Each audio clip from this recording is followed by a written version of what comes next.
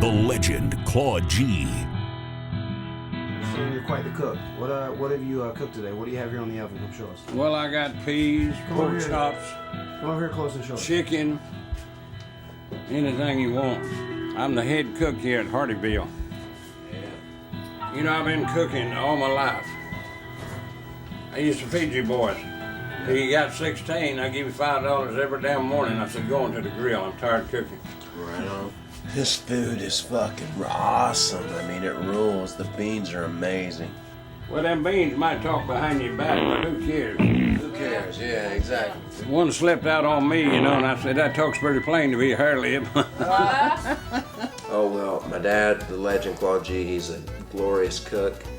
He's, you know, from the time Matt and I were young little lads, you know, he would cook, you know, everything that, you know, you could imagine for us as far as, especially when it comes to country food. And one of the coolest things about his cooking that he really enjoys is every summer when it's in growing season, he would plant his own garden. You know, he don't do it as much as he used to because it is a hard, you know, thing to maintain. Because not many people, you know, go through that, especially, you know, that are from the city and whatnot. They never really experience that feeling of growing your own supper or your own dinner, you know, or your own food to make. When it comes to my dad's cooking skills, I'll sum this up, and it's a half-assed joke when I say it, but whenever I was on Fear Factor and I had to eat some gross stuff, people said, "Oh my God, Matt, how were you able to eat that stuff? It was disgusting." I was like, our mom died earlier and our dad cooked for us growing up, so I was used to eating nasty shit. Tell us about your farming a little bit. Well, I used to raise tobacco, cotton, and corn, and all that stuff. Now I'm raising broom straw and Bermuda grass. BA's a great cook, man. He makes great soup, and I followed this recipe for homemade soup. It's like a vegetable type of homemade soup or whatever with some hamburger and stuff, and I still make that to this day, you know, and I learned it from him, and I love it. So you used to always be in a rabbit race, right? Oh, yeah. You used to like to go out and run the rabbits? Yeah, I've run a few of them. Hell, I used to, as old, had to eat squirrel and rabbit. But it's pretty fucking cool to like plant a garden and then actually make a meal from that garden, you know what I mean? And he was a big fan of that, I know, especially, you know, years ago when he would plant everything from squash, cucumbers, tomatoes, green peppers, you know, you name it, man, he grew it. No, he's good. He's a good cook, you know. He's very simple. He always likes his peas, he likes his beans, you know, he'll put some steaks on the grill. He was always there for us, man. He was such a provider. I mean, there was never times that Jeff and I didn't have a house to live in, or there was never a time that we didn't have food to eat. There was never a time that we didn't have clothes to wear. He always provided for us. That started from your dad, right? Your dad pretty much. Yeah. He handed that down to the legend, and he carried on the tradition of tobacco farming, which is a hard way to make I'm a living. damn farming white man. It's funny too, still to this day, like whenever we're eating a meal, sometimes I try and diet and cut the carbs a little bit so I don't always eat bread. He has to have bread with his meal, which always pops me. He's like, what the hell, you can't eat them steak and beans if you don't got any biscuits. We're here with the famous DA, John. He's ready to fly. And what we want to ask you, John, how do you feel the legend does as a father? How do you feel he does as a dad? I think he does great, marvelous. What kind of example does he set for dads across the world? Well, I wish a lot of dads would pay attention to their family like he does you guys. They call me Garrett Evanston, and I just like being around with the legend. I like to see somebody that's real, not fake. He's a great dad, and he done a fine job raising you boys. Tell me a little bit about the legend, man, about Gilbert. What do you know about him? I've been knowing him for the last 40-some years. Right on. How you think he does as a dad and a father? He must turn out pretty good. You guys turn out all right. He's a very proud man. I would have to say the finest quality in my father is generosity, although he might not show it that well, you know, to most people. But another good quality is he's very responsible in financial issues, as far as if he can't pay for it, he won't get it.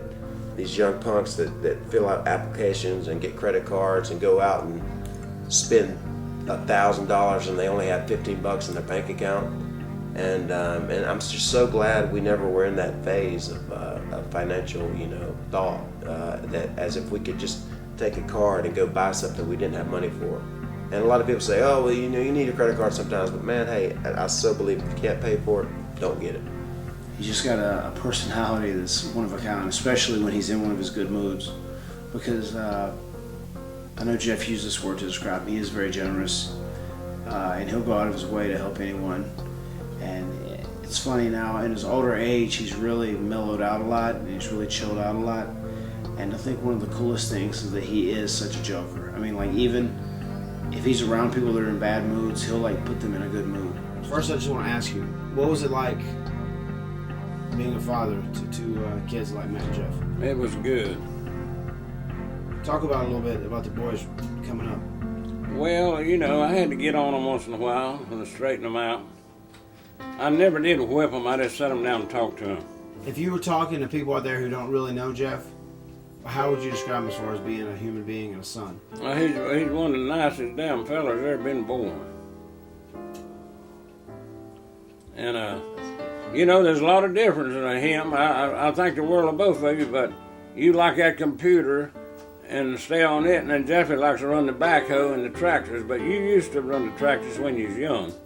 Jeff is more of a brawn guy who actually goes out and he does work. He likes to mow yards, and he likes to build things, and he likes to be out in the wilderness and do manual labor, and I'm cool with doing that stuff too. But also, I'm a very mental heavy guy. Like, I am always the producer or the promoter, or I'm on top of things. Are you proud of the way both of the boys have come up? Definitely proud of you.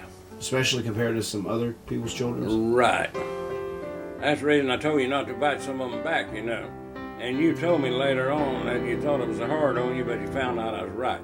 I'm happy that you raised us as hard as you did, because it taught us good discipline. Well, I was telling you right, He disciplined me in a very unique way by taking me to school like 3 hours before school even opened. So that's probably my fondest memory. And I saved every bit of your Social Security money for y'all, And I bought that CRX and paid cash for it, and then I bought Jeffrey's Honda Accord and paid cash for it. I didn't spend none of your money. I supported you on my money. And that's how I bought you 2 first cars. Yeah. When I was younger, and I started to mature a little bit, getting into the ladies and whatnot, trying to be clean and, presentable and whatnot, and feeling confident about myself, I started shaving my private area, pretty much both privates, whatever that means, the lower and the upper part. And yeah, so I was in there all jacked up in the bathroom, and Matt and I's bathroom didn't lock in our old house where we grew up in. And I didn't realize my dad was there or anything. And so I was all jacked up, trying to get this side. And my dad walked in and simply said this, "God damn." He never caught me whacking it or anything. I don't think he has. All right. Now we're with Gilbert Hardy, and Gib, legend, as people call you. I want to ask you, what is it like to be the father of the Hardy Boys? Well, it's really nice. I really enjoyed being it. What about that woman that was knocking on your door last night? Well, damn, she knocked for an hour and a half, and I finally got up and let her out. The damn doctor told me today that I need to get more exercise, and I went and bought me a pair of tennis shoes. Hey, let me ask you, did you have a good time going to the WWE events? I had a damn ball, I hollered at old Jared Lawler and Jim Ross up there. And damn, I had a ball. Best damn time I've had since the woods burned. Well, he just took us over there and got us in the ring over there for front row seats and stuff like that. And I got to see you guys wrestle, and that's the first time I ever been to one. And I thank the legend for that from the bottom of my heart.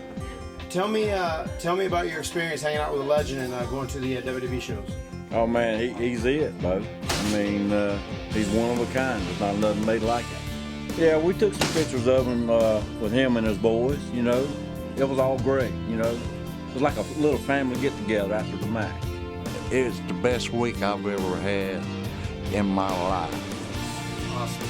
He's a good guy, huh? Yeah, he's a real good guy. I'll tell you, he told us he wanted to take care of his friends, and we did the best we could to help him. Right. Right. He did a great job. He did a great job. And I won't never forget it. Thanks, man. What do you want to say to all the fans of the Hardy Show who love the legend? Damn, I wish him good luck and thank you. I would say the legend's a good title for my dad because he's legendary. You know, I mean, and it's not just because of the Hardy Show and our fame. It's because he's an original dude. He's a great dad. He was our, he was our hero in a time of tragedy when we lost our mom. You know, he pretty much, got us through some hard times at that point in our lives. And other than that, though, he's just a very loving person.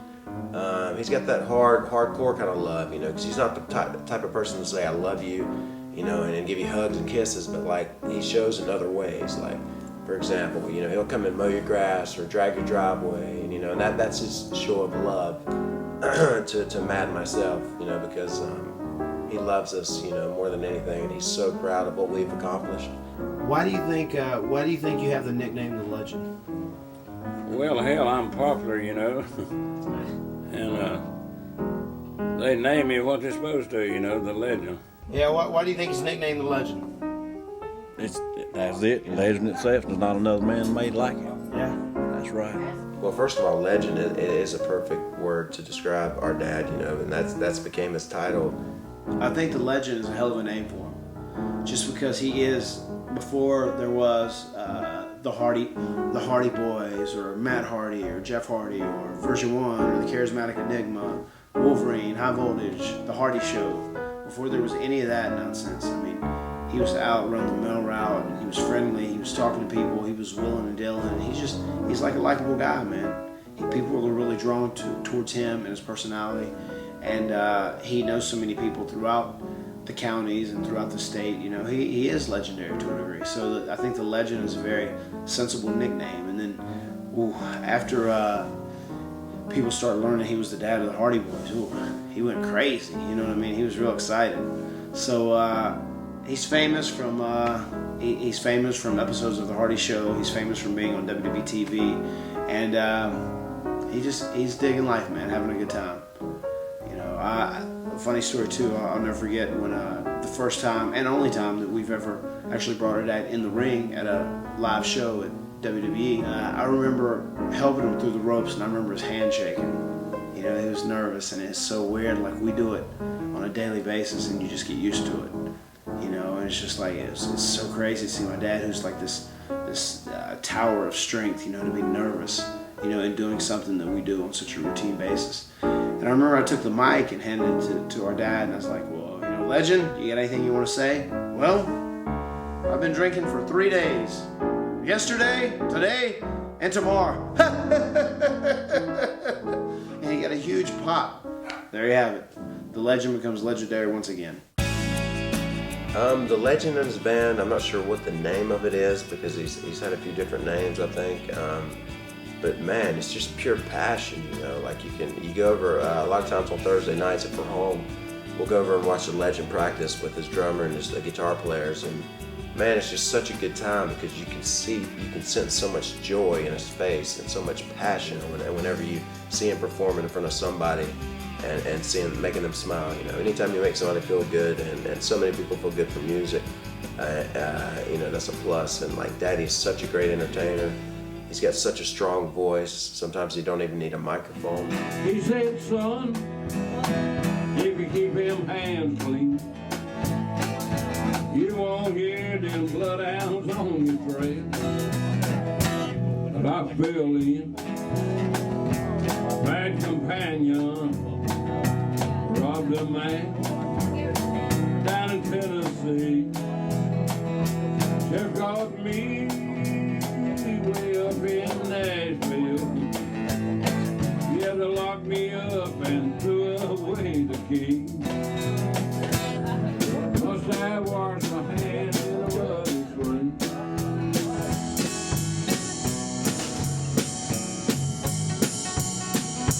To my sinner, I broke out of the Nashville jail. I just crossed the line of Georgia. I can hear them bloodhounds on my train. When you come to Pine Bluff, you better ride on by. When you get to Aberdeen, and you can just sense so much joy in what he's doing, you know, and especially when Matt and I, you know, come by to see him practice, I'm sure that means the world to him. And as far as music goes, man, he's tried to teach me a few things on the guitar, but like he's so fast and so country. Him trying to teach me, I get frustrated because he's so fast and he's so good, it's hard to follow his finger movements. Just needs to slow down a little for me because I'm pretty much retarded when it comes to playing the guitar, and I need that time to really grasp what he's doing. But yeah, every time I see him play, especially in front of a decent crowd, and see people just rocking him on, it's such a positive feeling and such a good thing to know that you have a dad that's pretty much a rock star. you're just a worn out man.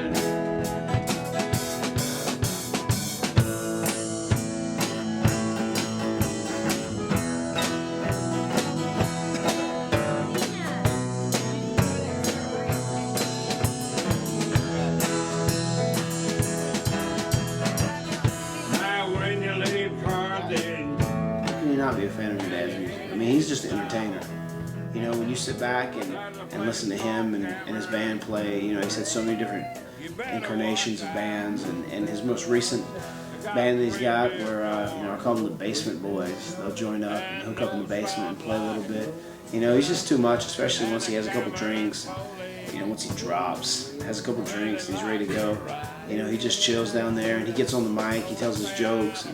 And he has it's always an interesting cast of characters, and to me it's always funny because I see it all the time in our everyday life, as far as like we're out and we meet people who are really excited, they want to take a picture, want to get an autograph. He's just so generous to other people. He's like, well, damn it, I met this lady Judy down at the shopping center, and she said she wanted a picture because her daughters loved you and Jeffrey, so I want you to sign it. You know, and he'll always get it done, and he'll always give it back to him. You know, but I would never have an issue or a problem with doing that for him, because I know he feels like he's doing something good for someone else. And, you know, that's what life's all about, man, being good to one another. All them hog-eyed women, got the money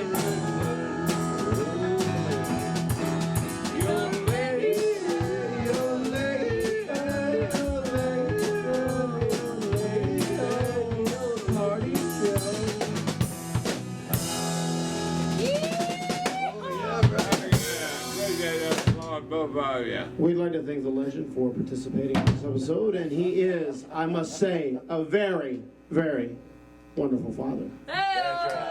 Wonderful time. Last night I took your picture out from that old dresser drawer. Check that ass, baby. Put it on the table and broke the lid to the floor. I read some old letters right up to the break of dawn. And now I'm sitting alone, digging up bones. I'm digging up bones. I'm digging up bones. Doing things I should have left alone. I'm resurrecting memories of the love that's dead and gone. But tonight I'm sitting alone and I'm digging up bones. I got a letter from the government the other day. I opened and read it. It said they were suckers. They wanted me for the army or whatever. Picture me giving a damn. I said never. Here's a land that never gave a damn about a brother like me and Jeff, because they never did. I wasn't with it, but just that very minute it occurred to me the suckers had authority. I didn't bring it down. That's a Jimmy Cash.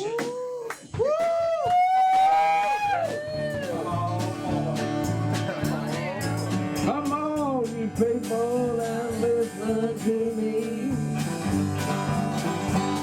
Drink plenty of that Bud Light and let that cocaine be.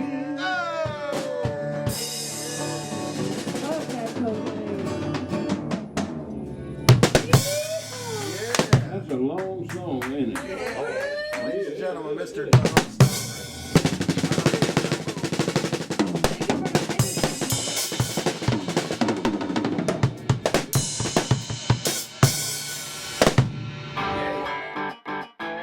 joke real quick about what's long and brown. Oh yeah. It's long and brown and hard and got wheels on it. I don't know what. The guy said it's a turd. I just shitting you about the wheels. Oh! Oh, just all them jokes he tells, you know, about them jokes, you know. He loves his jokes. Oh, yeah, man. The Legends jokes are, you know, everlasting. I mean, you know, they're very repetitive at times, but especially now in his life at 74 years of age, I mean, he's on fire, man. I mean, so many friends of mine, you know, just trip out every time he'll tell a joke. Even if they've heard it before from him, you know, they still laugh because it's funny, and he's just he's got such a great sense of humor when it comes to that, and he knows so many jokes. But yeah, his jokes are hilarious. I don't care if he tells me the same one 3 times in one day. It's going to be funny to me every time he says it. Like I went to the prostate doctor over there, you know, and I had my Arnold Palmer shoulder on, and I was laying on the table, and he said, by the way, what's your handicap? I said, you got them in your hand, Doc. And I was playing out there at the BFW, and I was dancing this woman, and she stepped on my toe. She said, excuse me, sir. I said, well, that's all right. I walk on them, too. And she said, would you carry me home? Said, I want to tell you something. I said, sure, I'll carry you home. She said, I want to tell you something now. I'm on my menstrual cycle. I said, well, I'm on my moped. I'll follow you. And I was picking down there at Andrew, and this lady asked me, said, don't you pick the banjo? I said, yeah, I did till I got my finger cut off. She said, your whole finger? I said, no, the one next to it. Whenever he jokes and whenever he's hitting his zingers, you know, it's always fun. You know, and he may say them 500 times, but they're always just as funny, mainly just because of it's him saying it and it's his delivery. You know, my favorite one is this. You guys heard about the 2 gay judges? They tried each other, and they both got off.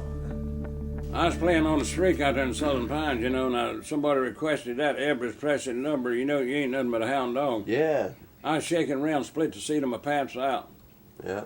Woman walked up behind me and punched me and said, do you know your balls are hanging out? I said, no, if you'll pick it, I'll hum it. I mean, if you'll hum it, I'll pick it.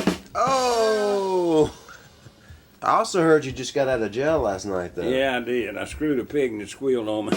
Oh!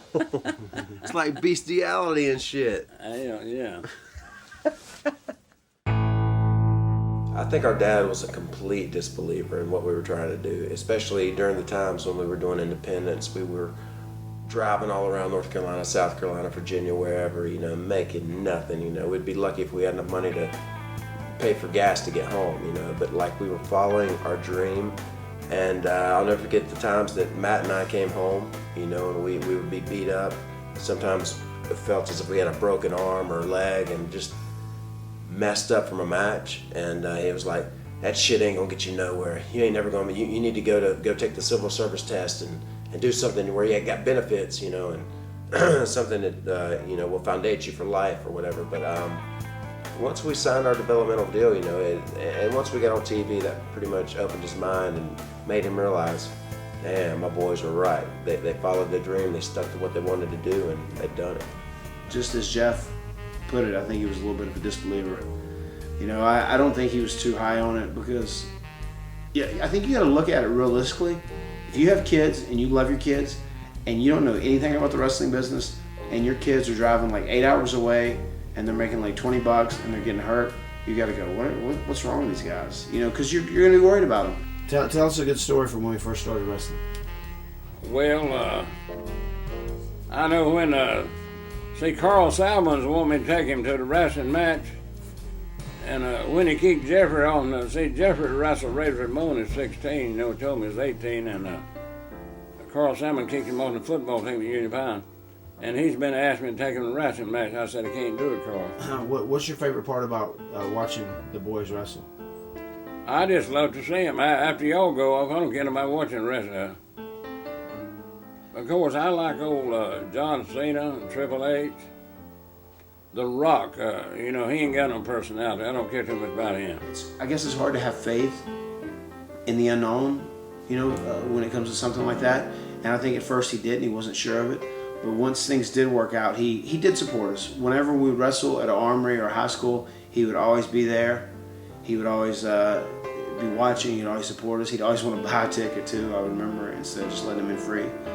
But then once we made it to the WWE and once we started getting in magazines and we had action figures and video games, I mean, he was the first one that would get them all. He would look through all the magazines at the magazine rack and he would buy the magazines with our pictures in them. I mean, he became like our #1 fan, our biggest fan. And I'm so glad he's there, and I'm so glad he's, you know, right now he's getting ready to turn 75, and he's having a great time in life. And all I can say is I hope that when I'm 75, I'm as healthy, both physically, mentally, and emotionally as he is right now. He's a different cat, you know, and he's a very cool dad. And I've always said he's my hero, and until the day I die, even after I die, he'll still be my hero. What's the Legend's best quality? What do you like the best about the Legend? Well, he's a good man. I mean, I like him. I mean, I always loved him when I first met him. Well, I mean, he's hardcore, you know, but he's real. There's no act to it at all. Right. You like him or don't like him, but you know, he speaks from the heart. What's your opinion on Gilbert Hardy, the Legend? He's an awesome man. I've been knowing him for a long time. Started playing with him for when I was 10 years old. They used to come and pick me up and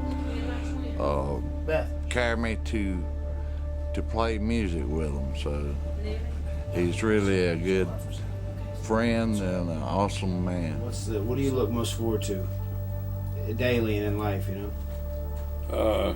Sundown and payday.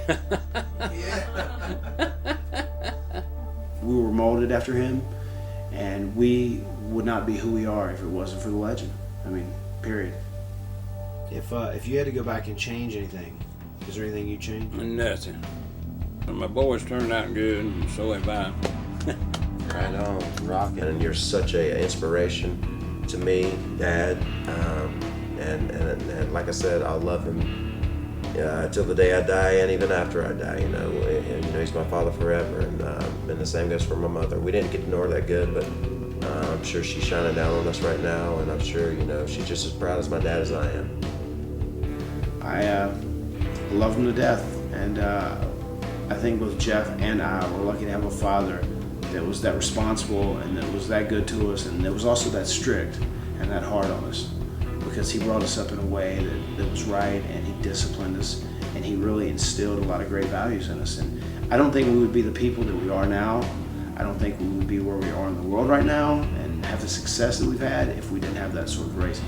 Yeah, how you doing, Randy? What's going on, brother? Oh, damn it, boy, I need to catch up with you. Yeah. I've been looking for Hogan for a long damn time now, and I can't find him. I heard he retired. Go ahead. I got a damn frog in my damn throat. First piece of meat I had in 3 days. That's what she said too, there, Legend. Yeah, did you hear about them two queer judges over in Raleigh? They tried each other, and they both got off. God damn it, boy.